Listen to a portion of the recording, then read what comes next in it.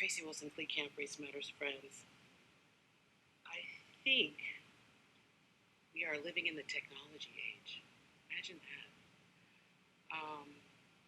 I have a foster child and she sees about 14 or 15 doctors.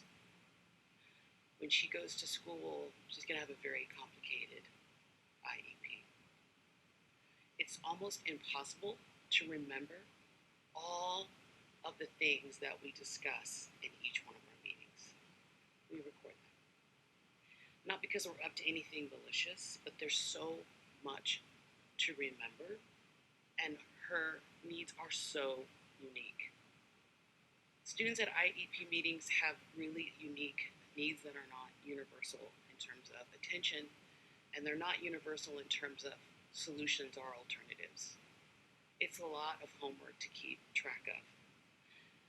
We also don't receive, we went to a discipline hearing this week, and maybe there's something different between discipline or some other kinds of meetings, to get a full report, like detailed report, right? It's great if you take a note taker with you. Sound is better. I think people can sit down in a meeting and agree to tape without the world ending. I don't think that should be a problem. I don't know what teachers are afraid of, but if I have a teacher that's afraid to sit down and have a meeting with me and record, I'm concerned about that teacher. I've never met a teacher like that, but I think that that's really problematic. So I don't understand, the wording that I read says no recording that could be disruptive. So obviously if everybody's been recording all these past years, they haven't been disruptive. So the technology's here. It's not going away. IEP meetings are very complicated.